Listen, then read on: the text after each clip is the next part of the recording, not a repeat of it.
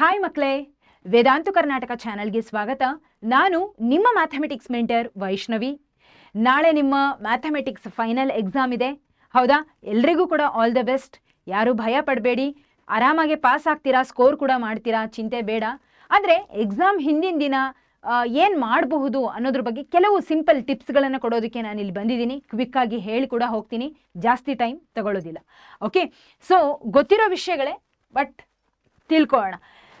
So ಮೊದಲನೇದಾಗಿ ಏನಪ್ಪ ಅಂದರೆ, ನೀವು ಪ್ರಾಕ್ಟೀಸ್ ಮಾಡಿರುವಂತಹ ಪ್ರಶ್ನೆಗಳನ್ನು ನಾನು ನಂಬಿರೋದೇನಪ್ಪ ಅಂದರೆ, ನೀವು ಪ್ರಾಕ್ಟೀಸ್ ಮಾಡಬೇಕಾದ್ರೇ ಒಂದು ಬುಕ್ಕಲ್ಲಿ ಮಾಡಿರ್ತೀರಾ ಅಂತ, ಅಥವಾ ನೀವು ಪ್ರಾಕ್ಟೀಸ್ ಕರೆಕ್ಟಾಗಿ ಯಾವುದೇ ಒಂದು ಬುಕ್ಕನ್ನು ಪ್ರಾಕ್ಟೀಸಿಗೆ ಅಂತ ಇಟ್ಟಿಲ್ಲ ಅಂದ್ರೂ ಕೂಡ ನೀವು ನೋಟ್ಸ್ಗಳನ್ನು, ನನ್ನ ಸೆಷನನ್ನು ನೀವು ಅಟೆಂಡ್ ಮಾಡಿದರೆ ನೋಟ್ಸನ್ನು ಡೌನ್ಲೋಡ್ ಮಾಡಿದರೆ ಕರೆಕ್ಟಾಗಿ ಅದನ್ನು ಒಂದು ಕಡೆ ಸ್ಟೋರ್ ಮಾಡಿರ್ತೀರ.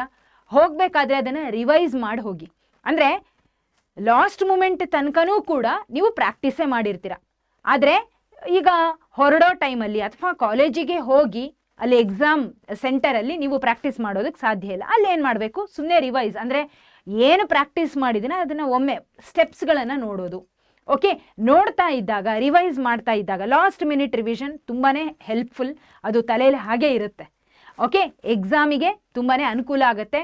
ಬಟ್ ನಾಳೆ ಬೆಳಿಗ್ಗೆ ತನಕ ನೀವು ಪ್ರಾಕ್ಟೀಸ್ ಮಾಡೋದು, ಬುಕ್ ಪೆನ್ನಿಂದ ಪ್ರಾಕ್ಟೀಸ್ ಮಾಡೋದೇ ತುಂಬ ಇಂಪಾರ್ಟೆಂಟ್.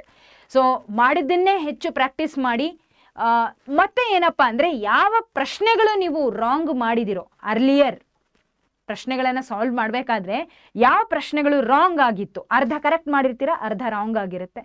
ಅಂಥ ಪ್ರಶ್ನೆಗಳನ್ನು ಮತ್ತೊಮ್ಮೆ ಪ್ರಾಕ್ಟೀಸ್ ಮಾಡ್ಕೊಳ್ಳಿ ಇವತ್ತಿನ ದಿನ. ಓಕೆ, ಸಚ್ ದಟ್ ಥರೋ ಆಗಿರೋದು ಒಂದಾದರೆ, ಥರೋ ಆಗಿರೋ ಕ್ವೆಶನ್ಸ್ಗಳು ಒಂದು ಕಡೆ ಆದರೆ, ತಪ್ಪಾಗಿರೋ ಪ್ರಶ್ನೆಗಳನ್ನು ಒಮ್ಮೆ ಪ್ರಾಕ್ಟೀಸ್ ಮಾಡಿ.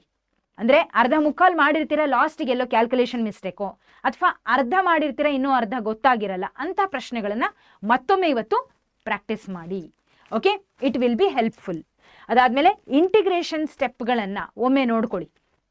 ಓಕೆ, ಪ್ರೂವಿಂಗ್ ಆಗಿರಬಹುದು, ಇಂಟಿಗ್ರೇಷನ್ ಕ್ವೆಶನ್ಸ್ ಆಗಿರಬಹುದು. ಓಕೆ, ಅದರಲ್ಲಿ ಸ್ಟೆಪ್ಗಳು ಯಾವ ರೀತಿ ಇದೆ, ಯಾವ ರೀತಿ ಮಾಡಿದೆ. ಅಫ್ಕೋರ್ಸ್ ಪ್ರಾಕ್ಟೀಸ್ ಮಾಡೋದ್ರಿಂದ ಆಲ್ಮೋಸ್ಟ್ ಎಲ್ಲ ಗೊತ್ತಾಗ್ಬಿಟ್ಟಿರ್ತದೆ ಆಲ್ರೆಡಿ, ಬಟ್ ಹೇಳ್ತಿರೋದು. ಓಕೆ, ಗಮನ ಯಾವುದ್ರ ಮೇಲೆ ಜಾಸ್ತಿ ಇರಬೇಕು ಅಂತ, ಸೈನ್ ಮಿಸ್ಟೇಕ್ಸ್ ಇನ್ ಡಿಟರ್ಮಿನೆಂಟ್ಸ್ ಅಂತಾನೆ ಅಲ್ಲ, ಬಟ್ ಡಿಟರ್ಮಿನೆಂಟ್ಸ್ ಅಂತ ಬಂದಾಗ ಅಲ್ಲಿ ಜಾಸ್ತಿ ಸೈನ್ ಮಿಸ್ಟೇಕ್ ಆಗೋದು ಸಹಜ, ಹೌದಾ? ಮೈನರ್ಸ್ ಕೋಫ್ಯಾಕ್ಟರ್ಸಲ್ಲಿ, ಸ್ಪೆಷಲಿ ಮೈನರ್ಸ್ ಕೋಫ್ಯಾಕ್ಟರ್ಸಲ್ಲಿ ಸೈನ್ ಮಿಸ್ಟೇಕ್ ಆಗೋದು ಸಹಜ, ಕರೆಕ್ಟ್ ಅಲ್ವಾ? ಡಿಟರ್ಮಿನೆಂಟ್ಸ್ ಫೈಂಡ್ ಔಟ್ ಮಾಡಬೇಕಾದ್ರೆ ಎಚ್ಚರಿಕೆಯಿಂದ ಮಾಡಬೇಕು. ಸೊ ಅಲ್ಲಿ ಸೈನ್ ವಿಷಯವಾಗಿ ನೀವು ಸ್ವಲ್ಪ ಜಾಸ್ತಿ ಎಚ್ಚರಿಕೆ ವಹಿಸಬೇಕು. ಅದಾದಮೇಲೆ ಆಲ್ ಫಾರ್ಮುಲಾಸ್ಗಳ ರಿವಿಷನ್. ಸೊ ನಾನು ಇದಕ್ಕೆ ಆಲ್ರೆಡಿ ಒಂದು ವಿಡಿಯೋ ನಿಮಗೆ ಕೊಟ್ಟಿದ್ದೀನಿ, ಹೌದಾ? ಸೊ ಎಲ್ಲ ಚಾಪ್ಟರ್ಗಳ ಕಂಪ್ಲೀಟ್ ಫಾರ್ಮುಲಾಗಳನ್ನು ರಿವೈಸ್ ಮಾಡ್ಕೊಳ್ಳಿ. ಇದಕ್ಕೆ ನಿಮಗೆ ವಿಡಿಯೋ ಕೂಡ ಇದೆ. ಆ ವಿಡಿಯೋದ ಕೆಳಗಡೆ ಫಾರ್ಮುಲಾದ PDF ಕೂಡ ಅವೈಲೇಬಲ್ ಇದೆ, ಡೌನ್ಲೋಡ್ ಮಾಡ್ಕೋಬಹುದು. ನೀವು ಮಾಡಿಕೊಂಡು ಅದನ್ನು ಒಮ್ಮೆ ನೋಡಿ, ಕ್ವಿಕ್ಕಾಗಿ ಬರೆದುಬಿಡಿ, ಇಲ್ಲ ರಿವೈಸ್ ಮಾಡಿ. ಓಕೆ, ಅರ್ಥ ಆಗ್ತಿದೆ ಅಲ್ಲ? ಸೊ ಈ ಎಲ್ಲ ಸ್ಟೆಪ್ಗಳು ತುಂಬಾ ಇಂಪಾರ್ಟೆಂಟ್. ಸೊ ತುಂಬ ಹೊಸದಾಗಿರೋ ಪ್ರಶ್ನೆಗಳು ಅಥವಾ ನಿಮಗೆ ಕಾನ್ಫಿಡೆನ್ಸ್ ಇಲ್ಲದೆ ಇರೋ ಪ್ರಶ್ನೆಗಳನ್ನು ಇವಾಗ ಮುಟ್ಲಿಕ್ಕೆ ಹೋಗಬೇಡಿ. ಯಾವುದೂ ನಿಮಗೆ ಆಲ್ರೆಡಿ ಥರೋ ಆಗಿದ್ದೀರಾ, 70 to 75% ಥರೋ ಆಗಿದ್ದೀರಾ, 25% ಮಿಸ್ಟೇಕ್ ಆಗಿರೋ ಪ್ರಶ್ನೆಗಳನ್ನು ಮಾಡಿ. 100% ಇರೋದನ್ನಂತರೂ ಚಿಂತೆನೇ ಬೇಡ, ರಿವೈಸ್ ಮಾಡೋದಷ್ಟೇ. ಓಕೆ, ಬಟ್ ಒಮ್ಮೆ ಅದನ್ನು ಪ್ರಾಕ್ಟೀಸ್ ಮಾಡ್ತಾ ಹೋಗಿ ಈ ಇಡೀ ದಿನ. Okay, all right. ಸೊ ಇದೇನು ಮಾಡುತ್ತೆ, ನಿಮಗೆ ಪ್ರಶ್ನೆಯನ್ನು ಎಲ್ಲೂ ಕೂಡ ಯಾವುದೇ ರೀತಿಯಲ್ಲಿ, ಯಾವುದೇ ಹಂತದಲ್ಲೂ ಕೂಡ ತಪ್ಪು ಮಾಡದೇ ಉತ್ತರ ಬರೆಯೋದಕ್ಕೆ ಹೆಲ್ಪ್ ಮಾಡುತ್ತೆ. Okay, S.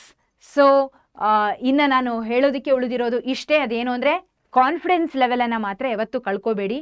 ನೀವು ಏನನ್ನ ಕಲ್ತಿದ್ದೀರೋ ಅದೇ ಕಾನ್ಫಿಡೆನ್ಸಲ್ಲಿ, ಪೂರ್ತಿ ಕಾನ್ಫಿಡೆನ್ಸಲ್ಲಿ ಹೋಗಿ.